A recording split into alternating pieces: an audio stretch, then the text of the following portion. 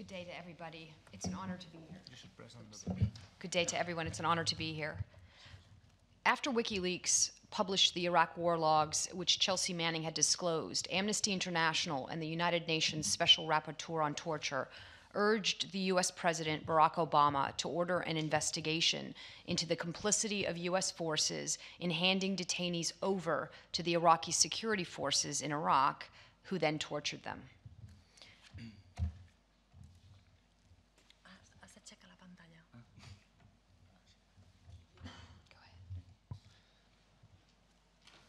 Molt bon dia a tothom, és un honor, un plaer per mi estar aquí. Volia compartir amb vostès el cas de la soldat Chelsea Manning, que després de la filtració de documents de WikiLeaks va ser detinguda i va haver una demanda del president Barack Obama de posar fi a l'entrega de detinguts a la policia i a l'exèrcit iraquí i al tancament de la presó de Guantánamo.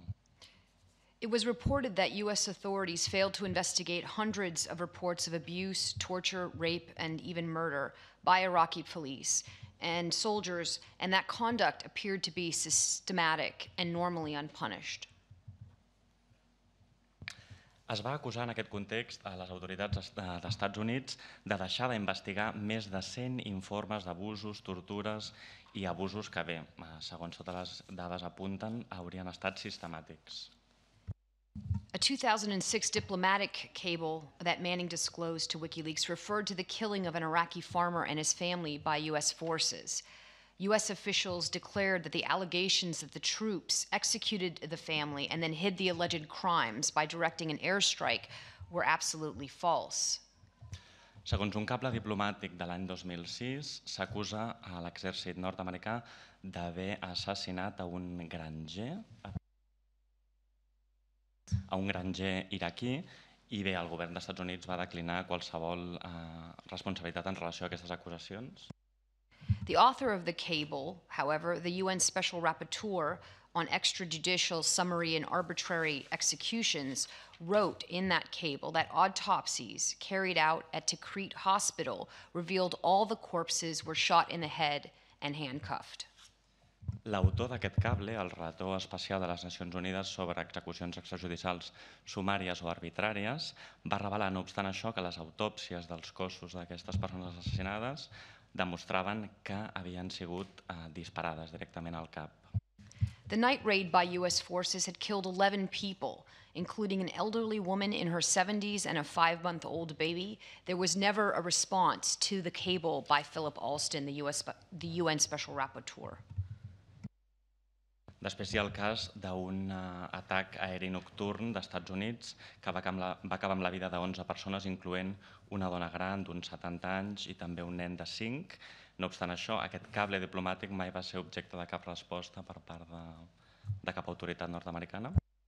During Chelsea Manning's pretrial confinement, she was stripped of her underwear, forced to stand naked at attention, and held 23 hours a day in a 6x8 cell, under 24-hour surveillance by prison guards, whom she was forced to say she was okay to every 5 minutes. En la detenció prèvia al judici de Chelsea Manning va ser sotmesa a unes condicions terribles, com per exemple se li van arrencar els sostens i la roba interior, se la obligava a estar desperta 23 hores al dia, tancada, en una cel·la 23 hores al dia, una cel·la de 6 per 8 metres concretament, tenia vigilància 24 hores i era forçada a dir que es trobava bé, que estava bé, cada 5 minuts. As you know from the previous speaker, she was not permitted to speak to other prisoners and was held in essentially solitary confinement.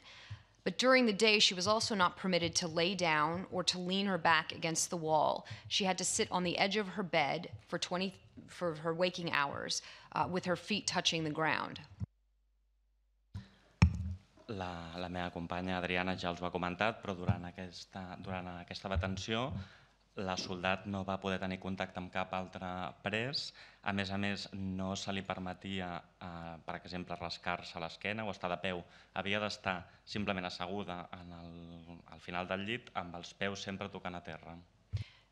after public outcry, she was granted more recreation time, but for her first half of her time in her pretrial confinement, she was only granted 20 minutes outside per week. Després que tot això es va fer públic, se li van donar algunes petites llibertats més, però durant molt de temps aquesta soldat detinguda se li va permetre només 20 minuts de lleure a la setmana fora de la cel·la. When she was escorted outside of her cell for the 1 hour that she was outside, or the 20 minutes per week of sunshine call, what they call recreation outside, she was in full body restraints, so her arms and legs were bound. Quan la deixaven sortir de la cel·la, 1 hora al dia, a banda d'aquests 20 minuts de recreació que en diuen setmanals, doncs anava amanillada de mans i peus i per tant sempre havia de ser escortada per soldats. The restraints prevented her from being able to stand up on her own, so while she was on this recreation call, 2 guards had to stand next to her so she wouldn't fall down. I com que anava tan lligada no es podia mantenir en peu ella sola, amb la qual cosa sempre tenia 2 guardes darrere que l'havien d'estar apoyant. Prison commanders kept her in these conditions against the recommendation of the prison's own mental health professionals, who said that Manning was not a threat to herself or others and that her status should be downgraded. I els funcionaris de presons la van mantenir en aquestes horribles condicions malgrat les recomanacions contràries dels experts en psicologia de la presó que deien que Manning no era una amenaça ni per ella mateixa ni per altres presoners. The U.S. Army judge at Manning's court-martial would not permit the UN Special Rapporteur on torture to testify at her trial. The judge ruled that the United Nations did not possess the force of law and was not controlling of legal determinations in American courts. El jutge del Tribunal Marcial del procés de Manning no va deixar testificar tampoc el relator especial de les Nacions Unides sobre tortura en el seu judici, al·legant que les activitats de Nacions Unides no tenen rang de llei ni potestat per servir en judicis que es donen en tribunals nord-americans.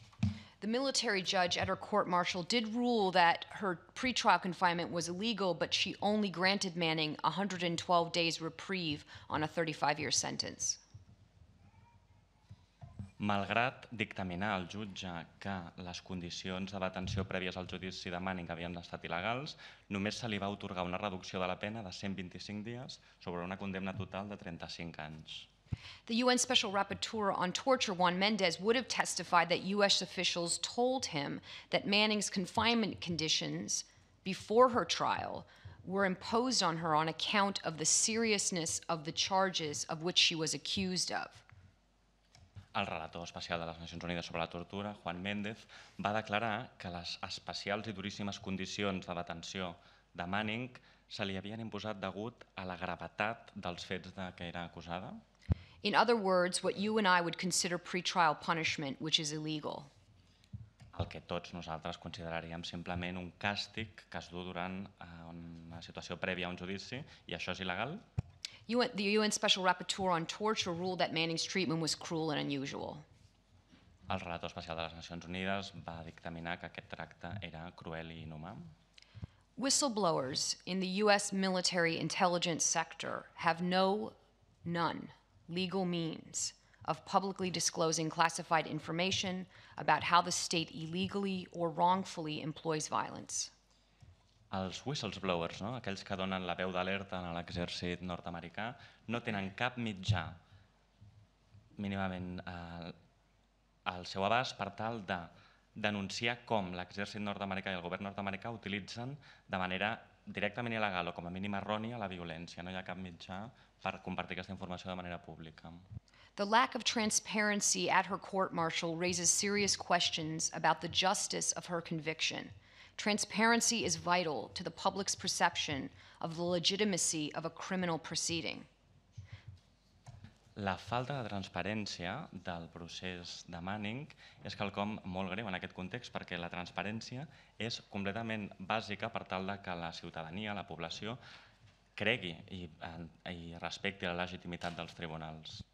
The failure to allow the public access to the court documents at her trial caused irrevocable harm to the public's right to understand and scrutinize the proceedings.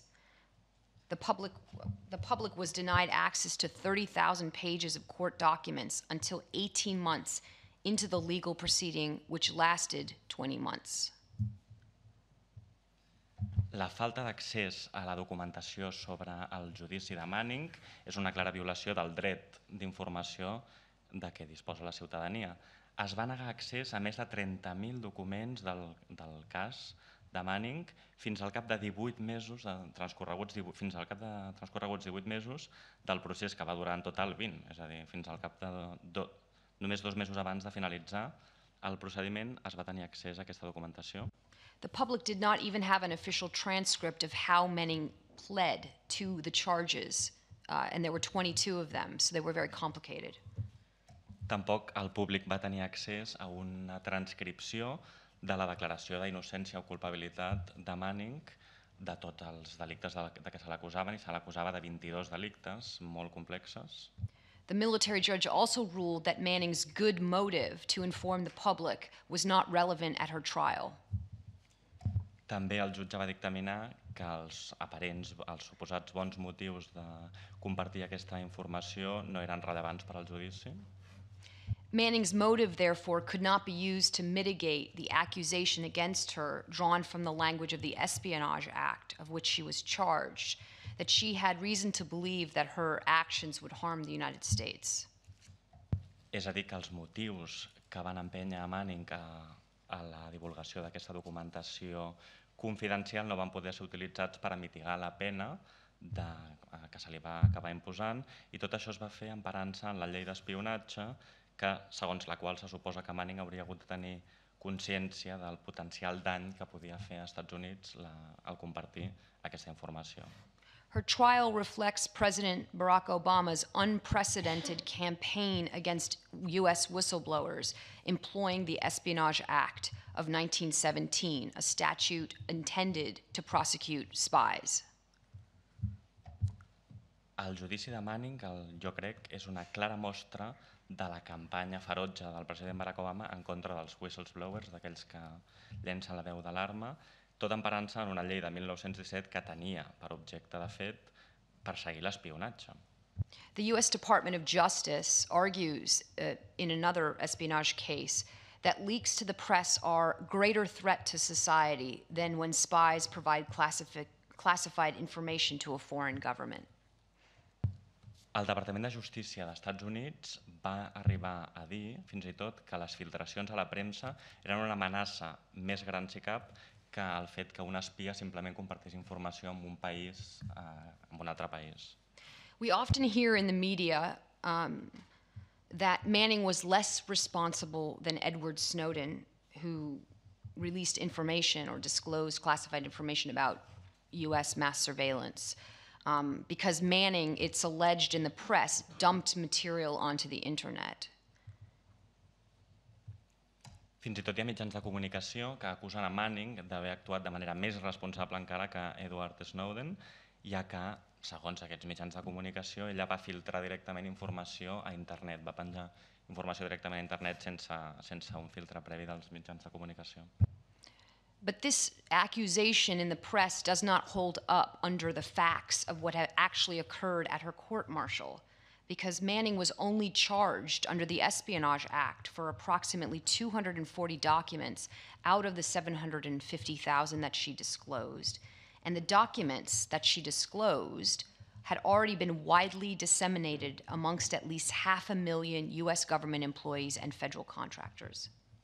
Aquesta acusació no s'aguanta per enlloc, i encara menys si veiem les conclusions del judici de Manning. Dels 240 documents que va filtrar Manning, en total va tenir accés a 750.000 documents, dels quals en va filtrar 240, tots ells ja havien sigut, no sé si tots, però molts d'ells ja havien sigut compartits com a mínim amb 500.000 de funcionaris i personal dels Estats Units.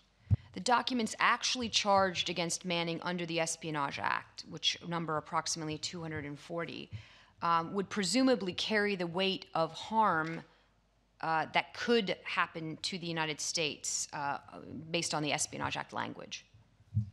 Segons les provisions de la llei d'espionatge, el del que s'acusa a Manning és de dany potencial als Estats Units degut a compartir aquesta informació classificada confidencial. When the charged documents, however, are examined, they include a diplomatic cable relating to malaria updates in Kingston, Jamaica, and 3 detainee assessment briefs from Guantanamo Bay for 3 UK residents who were held and released without trial or charges from Guantanamo Bay. They're called the Tipton 3. Si analitzem aquests 240 documents que comentava, veiem que molts són directament cables diplomàtics sobre casos de malària a Jamaica o l'avaluació del cas de 3 ciutadans britànics que havien estat detinguts per terrorisme i empresonats a Guantánamo, el cas conegut com el Tipton 3. Són documents d'aquesta naturalesa els que trobem.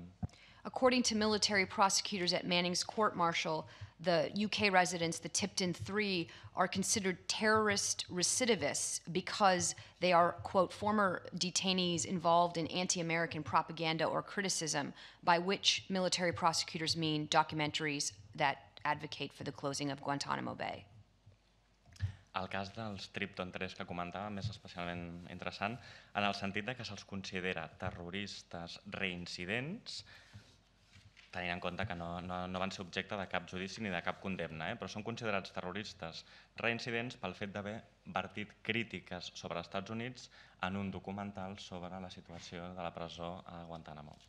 So in addition to Manning's good motive being excluded as not relevant at trial, the evidence about the actual lack of damage from the release itself was also considered to be not permissible and not relevant. Així doncs, tenim per una banda que els bons motius que van dur a Manning a compartir aquesta informació confidencial van ser exclosos del judici i també totes les proves sobre la falta de dany real de les accions de Manning als Estats Units no van ser admeses en aquest judici. So in other words, Manning was convicted to 35 years in prison on a probable harm standard, not actual damage, and sentenced to 35 years on potential risk, which the U.S. Defense Intelligence Agency determined was low to moderate. Així doncs, la conclusió seria dir que Manning va ser condemnada a 35 anys de presó per un dany potencial a la sobirania dels Estats Units i per un risc, a més potencial, que el propi Departament de Defensa dels Estats Units va considerar entre moderat i lleu. Despite Manning having been held longer than any accused awaiting court-martial in known U.S. military history, the military judge ruled that her speedy trial rights had not been violated.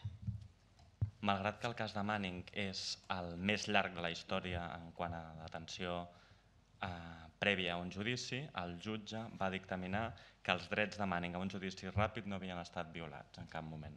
But this court-martial is really about more than Chelsea Manning. It's really about you and I, because Manning was charged with aiding the enemy, which is one of 2 offenses under the U.S. Uniform Code of Military Justice, which applies to any person and not just military personnel.